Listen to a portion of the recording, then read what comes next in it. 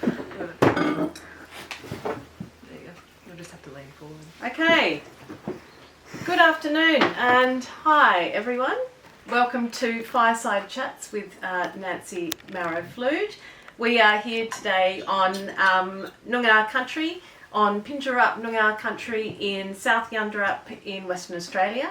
And Nancy and I'm Jo Pollitt, and I'm working on this project with Nancy, and we are joined by Leanda Mason, Dr. Leanda Mason, and Associate Professor Patsy Hallen, who we will be talking with today. And we have Emma Fishwick behind the camera, who is here as well. So we're chatting today about a project called CEE, Contemporary Ecofeminist Education. And we've been working with Patsy Hallen, who this is her residence, and we're sitting in her library, and we have come listening and reading Patsy's work of multiple volumes of course readers that she developed for eco-philosophy and ecofeminism courses at Murdoch in about 30 years ago. So from 1991. And we're looking at all of that work that Patsy has done over these years, 30 years later, and thinking through what contemporary ecofeminist futures and education might look like now moving forward. So this is the discussion we're in at the moment, and Nancy has invited us to continue the conversation on this platform with the Fireside Chat. So thank you for joining us. It's really fabulous to see everybody. And welcome to Patsy's library, which is behind us. So we just thought we might open up with a couple of questions to Patsy first, to introduce you gently into Patsy's world. I have been particularly enamoured with Patsy's work, and watching the way that she courageously brought very difficult conversations, practices and ways of being into a university at its very foundational moment. So Patsy was a founding member of Murdoch University, and I wonder if you could tell us just the story, a little bit of how that came to be, how you arrived and how you got the facilities to begin these courses in the way that you did. Luck. Gosh. Well, my partner and I arrived in Australia in 1974, and Murdoch University was just starting up. It was going to take its first students in 1975. And we arrived with $100, a tent and a billy, and within, let's think, a month, I guess, I got a job as a temporary lecturer at Murdoch University, and then that was made permanent, and then I went on to teach a whole lot of courses. So I was just very lucky to be in philosophers. Jobs for philosophers were not very prolific. And when I got my PhD from Boston University in 1969, the fellow I was married to at the time and I traveled for a year, and before we left we wrote to every English-speaking university in the world outside of North America looking for a job. And we got, one guy said, you can have my job if you can find me a job. And then we got a job at the University of Lagos for 2 people, and we went to the University of Lagos. But jobs for philosophers were very few and far between. So why I say luck is because it was very lucky that we arrived at the time that we did in order to help found a university. Mm. And the courses that you began, could you just tell us also how what was the I guess your lottery ticket, or the ticket that made it possible for you to teach and introduce this work to the university? So I was trained, sort of heavy-duty way as a philosopher, but really what I wanted to do was to apply philosophy, to apply the accumulated wisdom of humans to real-life situations. And so the first course I taught was a course called Great Ideas About People and Society, I've only ever taught at Murdoch, where I taught for 30, 40 years. I've only ever been, I've been fortunate enough to only ever teach elective courses. And the first elective course I taught was Great Ideas About People and Society. We started with Confucius and ended with Germaine Greer, and the course lasted a year. And then I taught a course with a theoretical chemist called Science, Technology and Society, which we started in 1976, which was to do with the philosophy of science, science and worldviews, ethical issues in science, and the impacts of technology like genetic engineering and computers on people and societies and communities. So I was, again, lucky to be able to create my own courses out of the interests and passions that I had.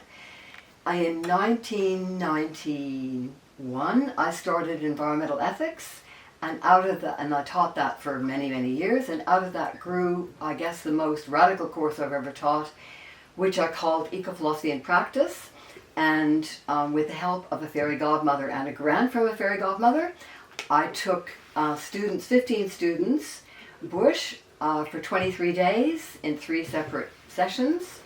And so we, classroom learning after that seemed a bit shallow, and so it was an incredible experience to be able to take students bush.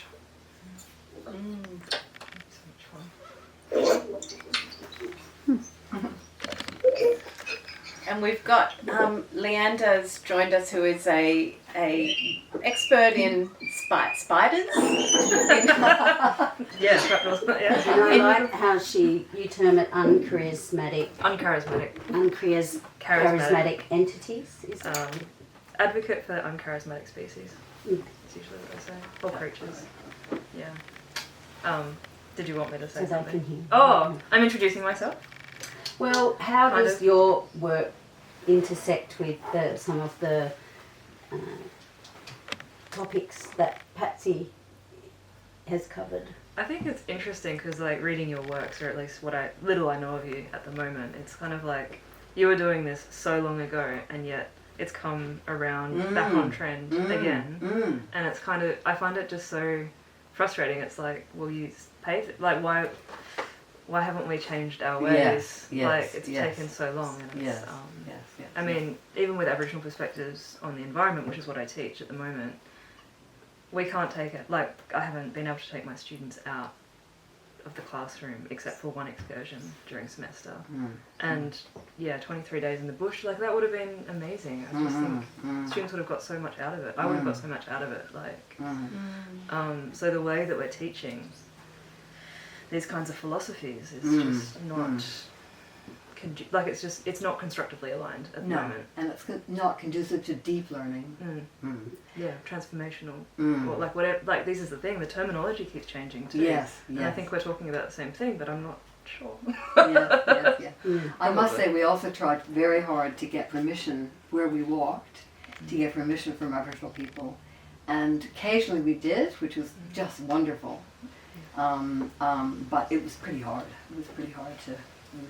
And I think having even the attempts that you were making to think through those difficulties and connections in 30 years ago is, it just shows the kind of work that you were doing and what you were making possible. And we were all talking about Patsy's PhD, which was in 1969, and it was called The Concept of Relation. So, 1969, and here we are now still grappling with relationality. Yeah, so back on trend, on it.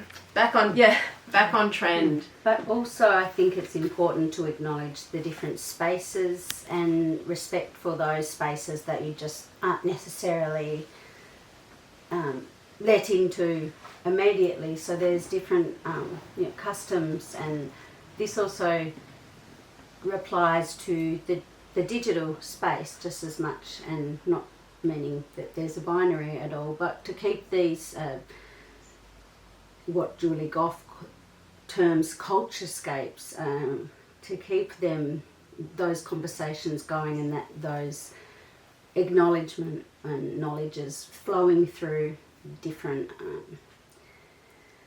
different situations that may be very new but not necessarily new at all. Yeah, it's like the context changes, but the ideas remain the same. So can I ask, so I can see on the screen various people, can we see everyone who's participating or just some people? I can't really do. about I can We do can't my do best both. at the moment. So meantime, these are some of the As a fire, you can't really necessarily see everyone around the fire. No. there's a little bit of smoke. Yeah. But these are some of the course readers that Patsy developed. So each one of these, again, But you could all say hello in the chat, maybe, if you preferred Patsy. Anyway. we were talking about now this idea of curating these incredible course readers that every student would get at the outset. So in the front, there's a handwritten letter to the student. There are ways in to access the information. There are suggestions, provocations. The assessments are in the form of contributing through creative acts as well as through essays or through the coursework. So it was so innovative at the time, and we've been talking a lot about how this kind of work also wouldn't even get through ethics in the university system now, that you couldn't just photocopy off, you couldn't handwrite, you couldn't, Patsy talks about what's the word? Exuberant pedagogies or pedagogical exuberance. And that kind of pedagogical exuberance just comes all the way through these incredible portals and conversations. So really what we're trying to do in this project is think about what would a course reader look like for 2025 and beyond in thinking through contemporary ecofeminisms and the complexities therein, and working with the digital platforms with multiple stages, backstages, on stages, how we might present or come up with some kind of community-led editing of those resources. And that's where we're at now. It's been about 36 hours in an intensive kind of conversation, readings, walking, thinking through these practices. Nancy and I were lucky to watch a couple of hours of videos of these 23-day adventures with students. Nancy's messing up for her own tech. And so we watched these journeys unfold and listened to students talking about how they were so moved to be learning in these sort of experiential ways. And when I've worked prior with Leanda, the way that they move through trees or floorscapes looking, I guess, for spiders, but the way that the experiential comes into learning and how it's becoming so difficult in a university frame to practice in that kind of way or to offer these concepts in embodied learning frameworks, and what this conversation together might make possible. So we're really thinking through what might it look like, and Nancy's just flown off somewhere, but she was talking about having small devices that could hold libraries of practice and communities that then we could share and depart from. I can hear you twice too. Yeah. We're echoing Nancy. She's coming back. Keep going. To the fire. Yes, You're coming back to the fire. Yes, I just had to do a bush way. Great. So I'm talking about the idea of the libraries that might be, that the information might be on something that you could hold that then is not... you can carry it with you, but it's co-designed with, our particular community first and foremost. Using that as an opportunity to learn more about text-based, low emissions computing. Also to work with computational poetics and what's the best forms of editing for people that aren't necessarily initiated to open source collaborative technologies, to make it easy to use, but also to develop protocols around that so that people can learn, and there can be iterative stages that applies to different contexts, which is quite important because to keep diversity of the way people operate and understand things is something that's quite key. Also in regards to the idea that this knowledge is not always available 24/7, and that there's particular locations that you may be able to access it. You were asking some questions about that before, and Yeah, in terms found of it the server. interesting. Yeah, because I thought it was interesting that it was almost like a place-based server where you could only have it in a small set, like a local area yeah, network or very a local radio that's not yeah. streaming. But then there was also that idea of like moving between those little hubs, and then how that could then move out into like it was community-based, is what I was understanding. And context-based Yeah. information, so that you would be able to share these particular knowledges in a particular location or a local But then space. you could also send it out in terms of like into remote communities and things like that, as long as you had like connections to go all the way through. So you could use, not necessarily use like the mainframe, but set up if there was enough people involved, which would be down the track. You could have like a long shot, Wi-Fi long shot. But this is a bit down the track. But we were thinking about the idea of, alternative uses of using transmission technology, like understanding that the internet has these capabilities and is valuing the radio aspect, which is slowly being Forgotten, maybe. adapted in a way that is not necessarily working to its amazing affordances, and understanding that the minerals and the hardware and the signals also have a provenance, and working and acknowledging them as well if we're talking about embodied knowledge, and not centering the human necessarily, and uncharismatic species and More so than on. human. Maybe an idea would be to eventually, what is the energy that we want to run our ecofeminist archive for the 21st century on? Would it be slime moulds from my pond, for instance, rather than a lot of people are using solar at the moment, which is exciting, but that also has its own costs in regards to how it's produced, and that's not necessarily local. So, I mean, there's a lot of obstacles, clearly, but understanding there's possibilities in the limitations, but it's really not a time for me to talk, and I would love more for Patsy and Joe and Leanda to talk, because they've got so much knowledge here. What I might say is that these people have a lot of knowledge of the actual process, but you might be you might be wondering, what is ecofeminism? Are you wondering that? For the content? I don't know. Shall I just say in one or two sentences, maybe? What? Okay. So ecofeminism tries to look at the relationship between women and nature.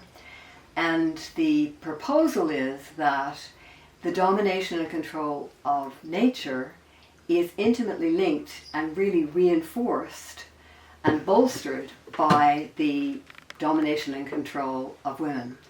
And the reason, I mean, obviously, women is one place, but it's highly theorized by feminists, so it's a useful entree into that link. And also, nature is often mythed as female, and also the birth of modern science, nature was discussed by the founding fathers of science in the 17th and 18th centuries as female. For instance, Bacon said that we must be hard and penetrate nature, put her on the rack so that she will reveal her secrets.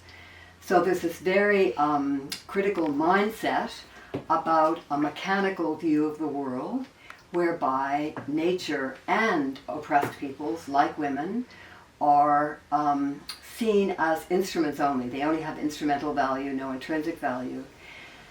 And while gender analysis, in my opinion, is irreplaceable, it also has to be relational, so it has to relate to other facets of human society, like class and gender and other oppressed peoples and so on. So that's what ecofeminism tries to say, and it stipulates that unless you think about the relationship that women hold in many societies, you won't have completed the analysis of the so-called ecological crisis, which of course has very profound political and economic roots, but it also has roots in oppressed peoples. And we've been talking about that in terms of how we think through those concepts for now, and what has developed and what has grown and what has shifted in terms of, you know, we're in this deep environmental crisis, and that we're seeing the rise of domestic violence as well at the same time, and that this correlation now is a clear correlation, I think, and I've been thinking through in lots of work. And to hear Patsy's understanding of that practice from, you know, decades ago now, and here we still are trying to grapple with that, and also grappling with the non-binary, or the trying to shift these divides that are still being felt, and how we actually can cut through a little bit that it's one or the other. And what art practice can bring to these conversations that social science and other disciplines can't. So it's that's also important, the idea of citizen science, fiction, and so on. And also the role of the natural world, because in my opinion the most powerful educator is the natural world, or the more than human world. So, I mean, that's one of the reasons that I decided to take environmental ethics outdoors. And there's some people that would argue, well, what do you mean by natural? Because, you know, where do we... I mean the more than human when I say natural. Yeah. And you say more than human, but you say natural because you mean more than human, because you're used to explaining maybe to people, simplifying things. Is that right? Yeah. No, I'm just curious because, you know, we're not sitting here saying, oh, we need to, you know, go back to this pure state or anything like that. We are really, we're not there. We're not accelerationists either. We're not the Uma bomber. So this is, we're definitely understanding that things, well, I'm assuming, I'm just checking, and clarifying that those ideas that we're playing with the wreckage and the possibilities of what we have, and that's exciting, and it's not about moving back to this pure place. And I understand you meant that. I just want to for the people that we don't know. No, it's good to define terms. I think so too. Are there any? Do you have any questions? We've been. Hello, I don't know who you are, but.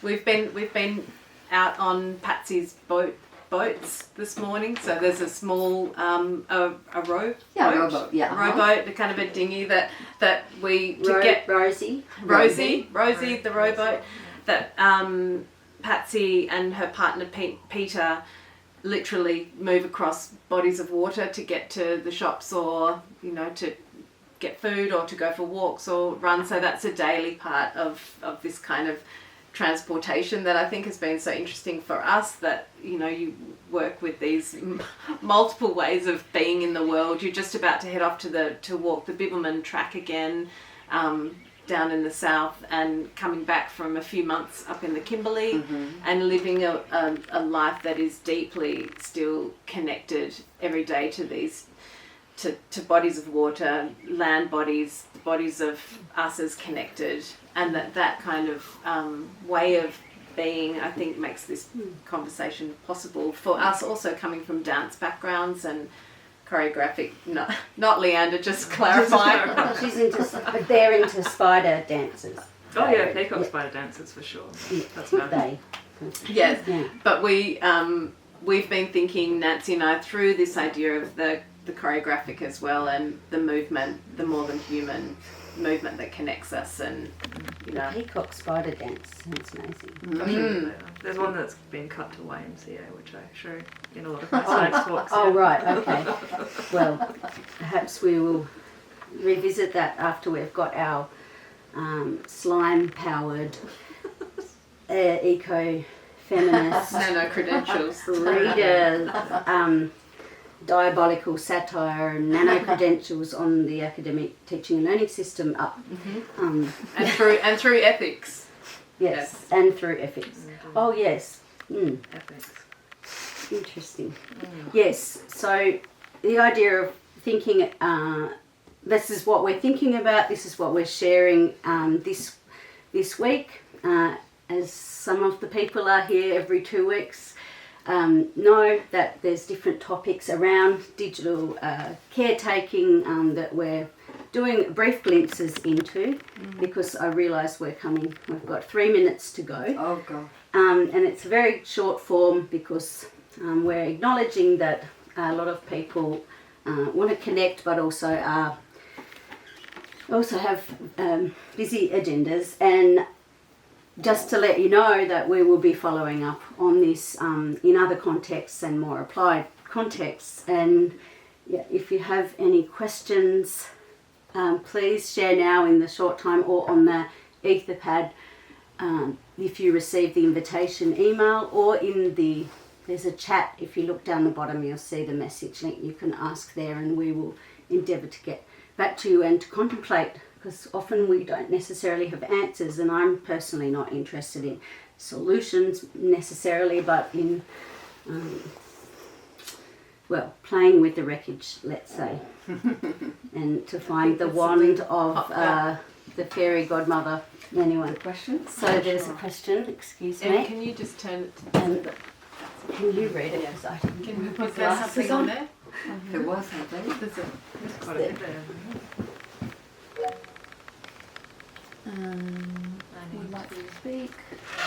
Or please Absorb. voice up. Yeah.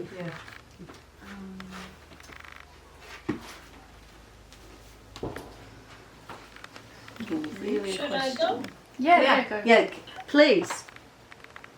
I was wondering, well, first of all, I thought of, we have a device at the organization that I help with called a library, which is like a little portable library that you put into a USB, and it sends out Wi-Fi library, which sounds very promising. Yeah. I'll send you all a link. Thank you. But I was wondering as well, would there, or what kind of process, because, you know, while we're asking for permission to walk on lands and be on lands that aren't ours, would we also want to, and who would we talk to about setting up little Wi-Fi networks on lands that don't belong to us, even if they're, you know, for everyone, free and open to everyone? I wonder if that's like, I don't know, a consideration for the ethics application or something.